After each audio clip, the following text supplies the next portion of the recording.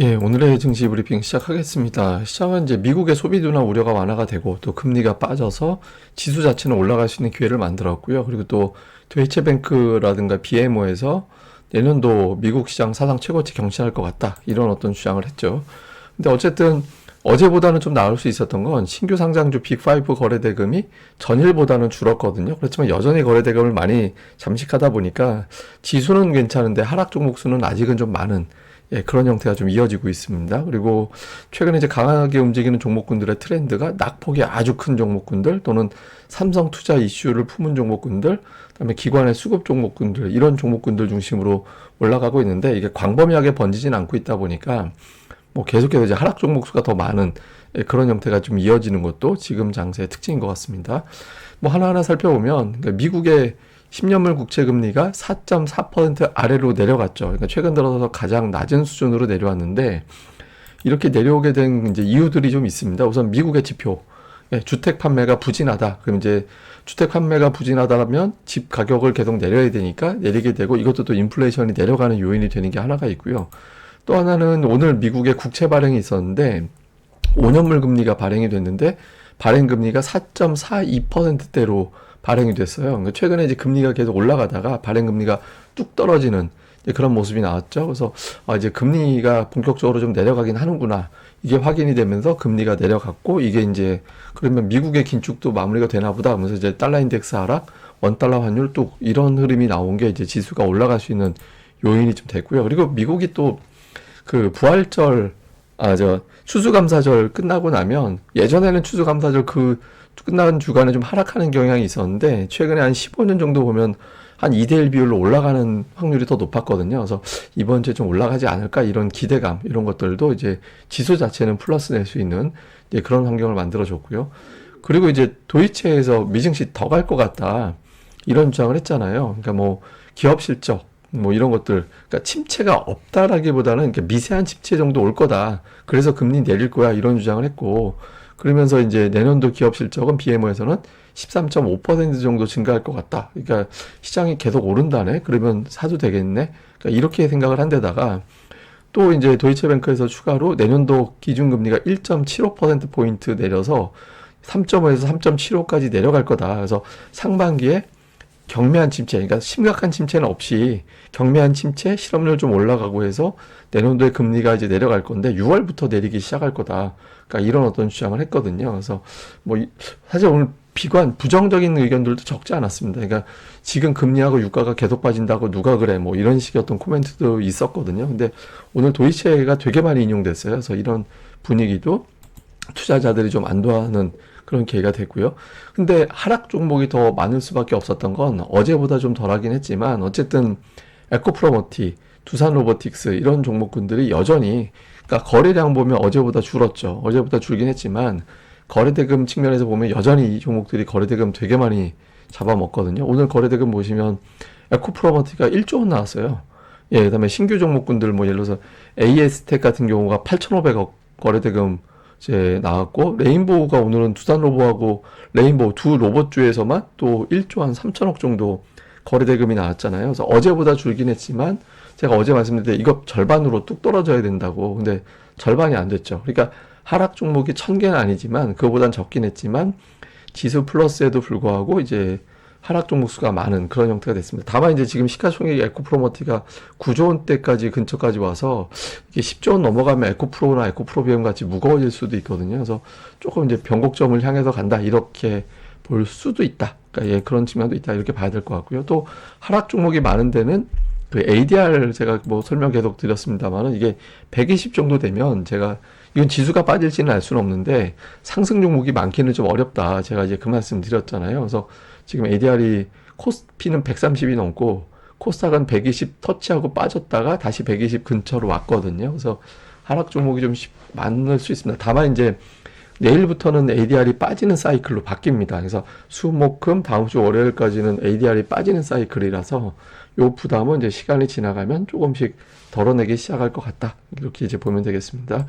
뭐 주요 뉴스 보면 삼성에서 이제 투자하는 기업들 뭐 이런 기대감 이제 이런 것들이 좀 나오고 있죠. 뭐 로봇, AI, 뭐 이런 쪽 관련해서 뭐 이제 M&A도 나올 것 같다더라 뭐 이런 내용들 나오면서 관련주들 움직이게 있고, 그리고 오늘 이제 삼성전자, 하이닉스는 뭐 별로 올라간 거 없는데 하이닉스가 이제 강하게 올라가면서 잘하면 4분기에 흑자낼지도 모른다 뭐 이런 주장도 제기가 됐거든요. 근데 삼성전자가 오늘 올라간 거는 뭐 엔비디아에 이제 공급된다라고 한다, 뭐 퀄 잘 됐다, 뭐 하여튼 이런 류의 어떤 이제 분석들이 좀 나와가지고 어쨌든 뭐 삼성전자, SK하이닉스가 다시 또 이제 움직임이 나오게 될지, 삼성전자 또 연거점 근처 갔잖아요. 또 오늘 주목을 좀 받았고, 그 다음에 이제 이게 금리 인하 기대를 너무 많이 갖고 있으면 연준 인사들이 또 세게 말하면 또 확 삐져가지고 또 이상한 반응이 나올 수도 있긴 하거든요. 근데 어쨌든 이제 좀 투자들은 또다시 금리 인하 된다라는 쪽으로 자꾸 가고 있습니다. 근데 이게 이제 PC가 또 이상하게 나오면 좀 골치 아파지는 건데, 어쨌든 PC가 어떻게 나오느냐에 따라서 요게 이제 맞다 아니면 아니다 이렇게 또 가름이 되겠죠. 그래서 PC 전까지는 좀 오락가락하는 전망이 좀 그런 흐름도 나올 것 같습니다.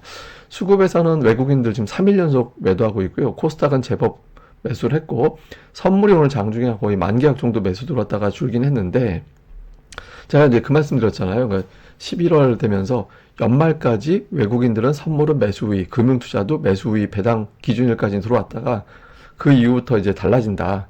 근데 지금 조금 외국인들 선물 매수가 오버한 측면이 있어요. 그러니까 지금 저점 대비 거의 한 5만 계약 가까이 올라왔거든요. 그래서 지금은 현물 매수로 붙어주지 않으면 선물만 가지고는 지수 끌어올리는 데는 거의 한계에 가고 있다라고 봐야 됩니다. 그래서 지금 외국인들이 3일째 매도하고 있는데 저게 빨리 매수로 돌아서지 않으면 좀 불안한 장이 조금 단계에 이어질 수도 있다. 그래서 외국인들 현물 돌아서는지 이게 좀 단기적으로는 중요할 것 같고요.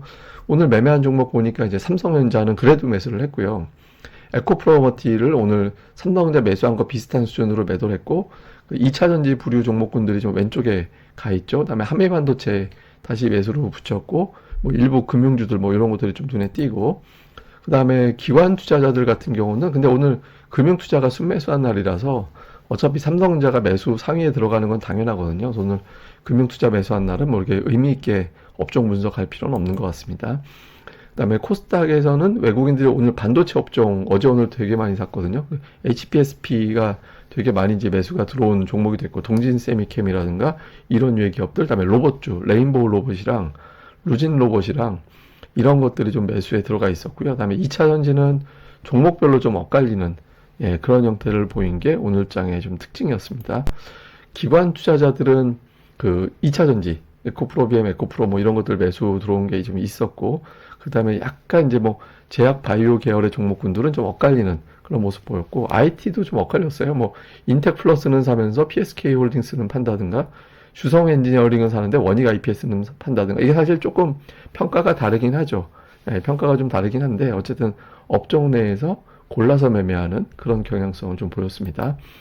자, 이후에 관전 포인트 보면 지금 10년물 국채 금리가 4.3% 후반까지 내려왔고, 이제 달러 인덱스는 103으로 내려왔거든요. 여기서 만약에 한 단계 더 내려와줘서 4.3 초반으로 오고 달러 인덱스가 102까지 내려오게 되면 외국인들의 움직임이 또 한 번 달라질 수 있거든요. 그래서 조금 아슬아슬한데 여기서 좀 변화가 생기느냐, 아니면 여기가 이제 한계치가 되느냐, 요게 되게 중요하고요. 그리고 S&P 500이 최근에 변동성이 별로 없습니다. 그러니까 나스닥은 하루에 그래도 1% 올라간 날이 하루 섞여 있는데, 움직인 날이 S&P 500은 거의 눈치 보기가 되고 있거든요. 이게 지수가 눈치 보고 있다는 얘기는 빅테크가 방향성이 없다는 얘기잖아요.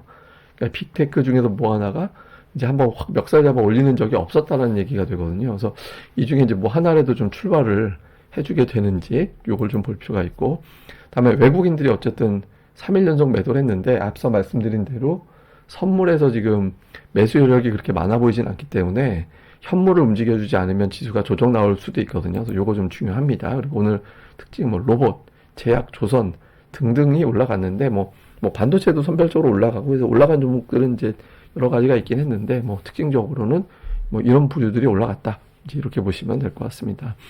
그리고 이제 오늘의 차트 준비한 건 그 달러 인덱스하고 이제 미국 S&P 500 지수하고 이제 비교한 차트인데, 그냥 딱 우리가 데칼코마니 비슷하게 보이죠. 그러니까 서로 이제 엇박자로 엇갈리는 그런 경향성이 좀 있거든요. 근데 제가 이걸 보여드린 이유는 최근에 신흥시장에는 돈이 안 들어와요.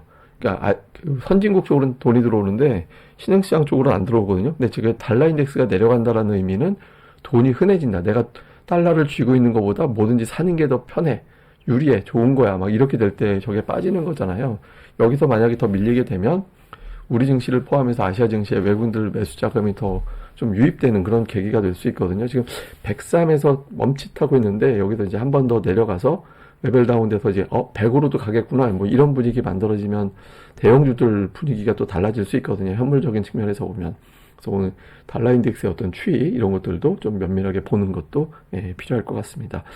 예, 자세한 건 제가 또 방송 계속 할 거고요. 또 갑자기 느닷없이 장중 방송이나 야간 방송 할 수도 있습니다. 그리고 이제 예고 하나 아니죠. 미리 공지 하나 드리면 내일 어쩌면 제가 평소보다 조금 늦게 방송이 올려질 수도 있습니다. 뭐 많이 거의 정상적으로 시장 방송할 것 같긴 한데 혹시 한 2, 30분 정도 늦을 수도 있으니까 그러면 좀 그러려니 좀 생각해 주시면 될 것 같습니다. 일단 웬만하면 시간 맞춰서 진행하도록 하겠습니다. 예, 감사합니다. 다음에 뵙겠습니다. 이 방송 구독하기 하고 좋아요 버튼 꼭 좀 반드시 좀 부탁드립니다. 감사합니다.